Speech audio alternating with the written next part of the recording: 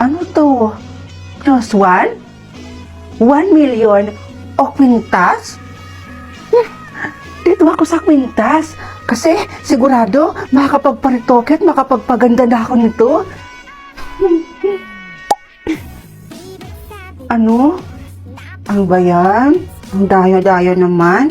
1 million naman yung pinindod ko pero kwintas naman itong napunta sa akin. Ay nako, di bali na lang. Siguro, hindi talaga para sa akin tong 1 million.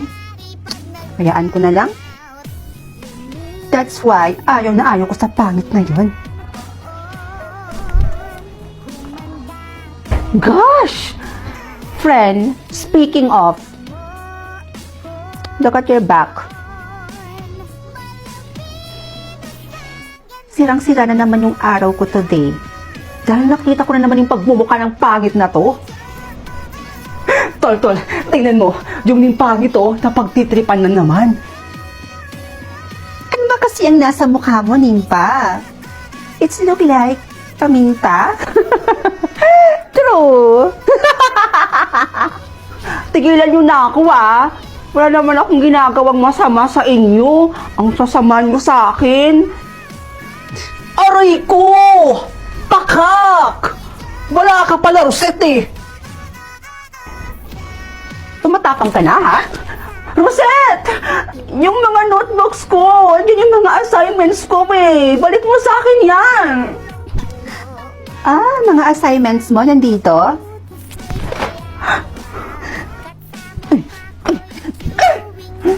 Sama-sama mo talaga! Aba, natututo ka na yatang sumasagot-sagot, Nimpa. Hindi mo yata kilala kung sino ang kinakalaban mo. Aray ko! Isa ka pa! Patricia, hawakan mo nga yung babaeng yan. Hawakan mo. Sure. Ano ba? Bitawan mo na ako! Bitawan mo ako! Ano ba? Rosella, anong gagawin mo? Go, girl! Sampalin mo na tong pangit na to.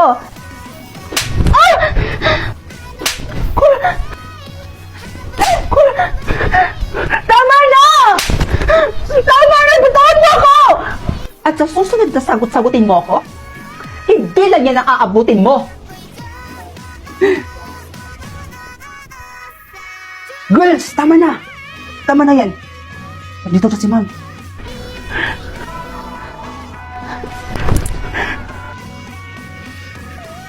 Nimpa, ano nangyari sa'yo? Bakit ganyan yung itsura mo, ha? May nag-away ba sa'yo? Wala po. Ayos lang po ako, ma'am. Okay, class. Bago ko makalimutan. Year-end party or Christmas party niyo na tomorrow.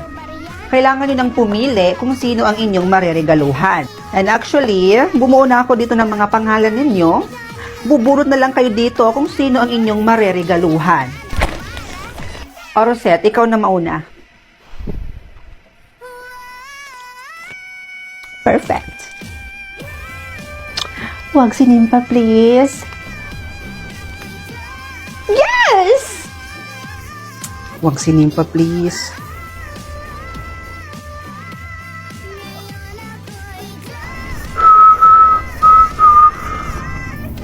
Ayawa. Anak ng putakti naman, Girl, tignan mo si Clark. Si Nimpa yung nabunot niya. Hoy, Clark. Bagay. Excuse me, ma'am. Pinapatawag po kayo ng principal office po. May meeting daw po kayo. Okay, sige. Okay, class. Hindi mo na matutuloy ang ating lecture today dahil pinapatawag kami. May meeting daw kami ngayon. Huwag kayo masyadong mag-iingay dito, ha? Goodbye, class. Tol, baka namang pwedeng magpalit na lang tayo. Loh, ayoko nga. Kunin mo na yan, Tol. Oo nga naman kasi, Clark. Tanggapin mo na yan. Juicy kape. Malay mo, diyan na pala magsisimula yung love story niyo ni Nimpa. Ito talaga parang di kaibigan Hoy, pangit.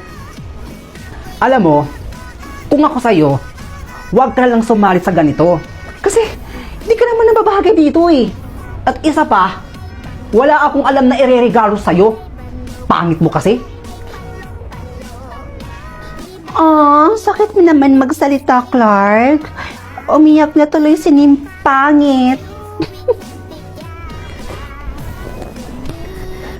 Inay, sa tingin niyo po ba, dapat pa akong pumunta sa year-end party namin? Aba, oo naman anak.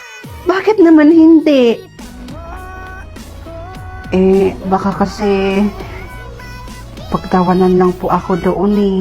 Alam mo anak, huwag mo nang intindihin yung mga taong nanglalait o nang-aalip basta sa iyo. Ang mahalaga, wala kang ginagawang masama sa kanila.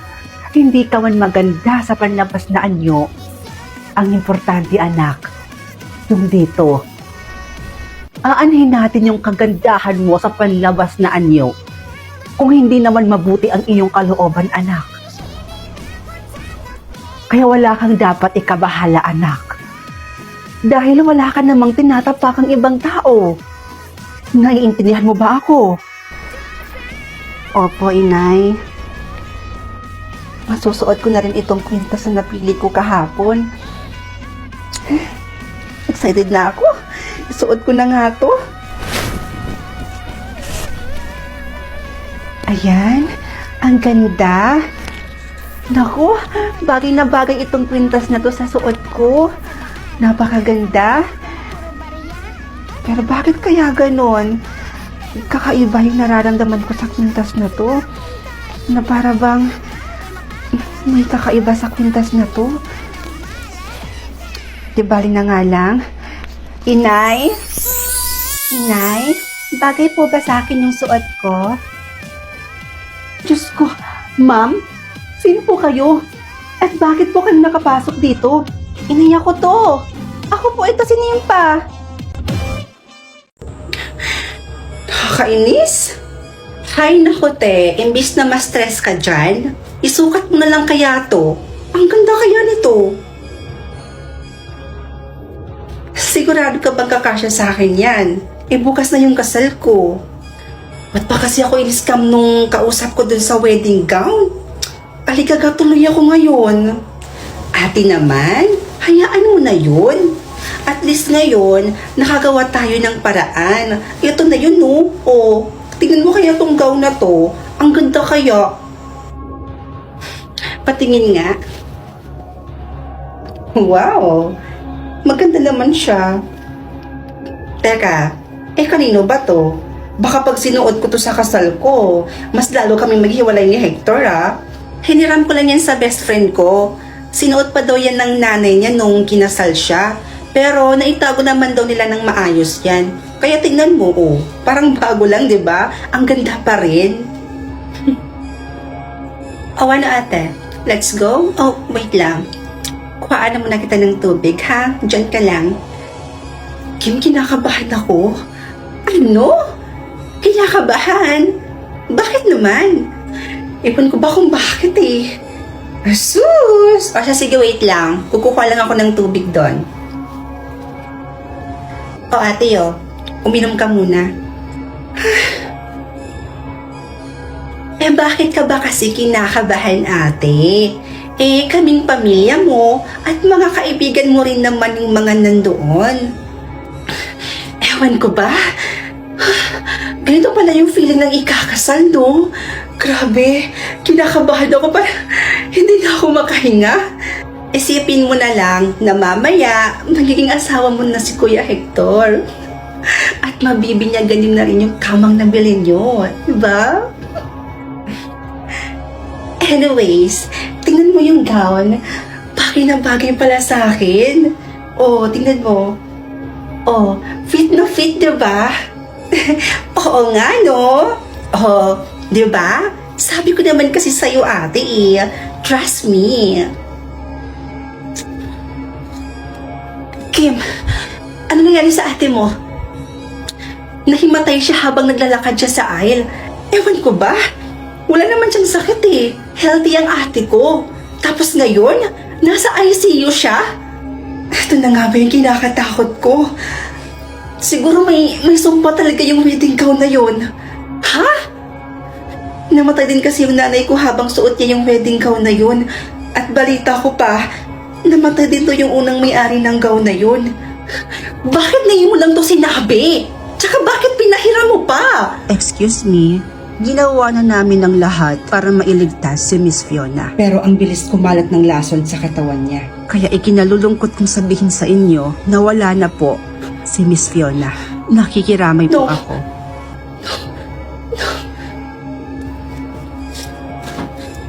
Ngayon, humanda ka sa akin dahil susunugin na kita. Anak, tama ba yung narinig ko? Pwede mo pang isuot yan. Opo, Itay. Dahil may sumpa ang gown na to. Naalala niyo pa po ba nung kinasal kayo ni Inay na habang suot-suot niya ang gown na to, nahimatay siya at namatay din sa araw na yon? Katulad nung may-ari ng gown na to, di ba namatay din po siya habang suot ang gown na to?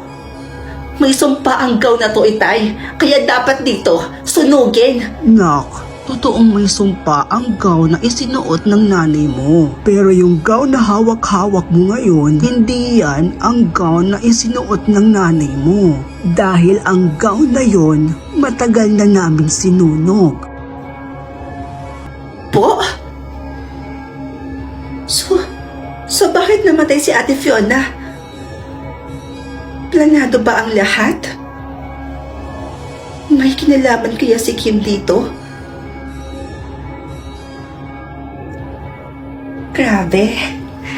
You know, Tanya, I can't believe na ikakasal na ako sa taong pinakamamahal ko. Oo nga eh. At kay Kuya Hector pa talaga. Grabe no? Sino mag-aakala na ikaw ang magtutuloy ng kasal ng ate mo? Oo nga. Finally, after 10 years na in relationship kami ni Hector, matutuloy na yung kasal namin. 10 years? Teka, di ba kakamatay lang ng ate mo 5 years ago?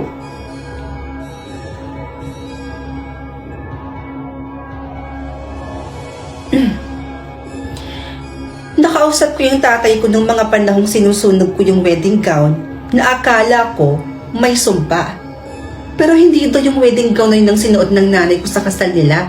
Dahil yung gown na ginamit ng nanay ko, matagal na pala nilang sinunog. So, ibig sabihin, hindi sa wedding gown ang naging dahilan kung bakit namatay ang ate mo. At nung gabing pagkatapos bawian ng buhay ng ate mo, nakita ko kayong dalawa ni Hector sa hotel na magkasamang magka-holding hands. Kim, magtapat ka sa akin. Tama ba ako ng hinala?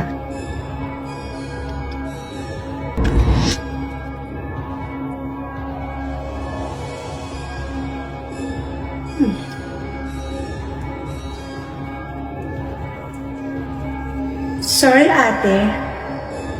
Mas nagmamahalan kami ni Hector kaysa sa'yo.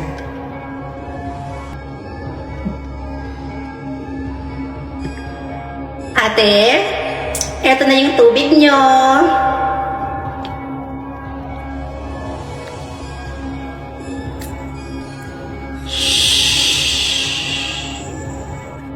Sinasabi ko na nga ba? Miss Kim, magsisimula na po ang wedding ceremony. I'm coming!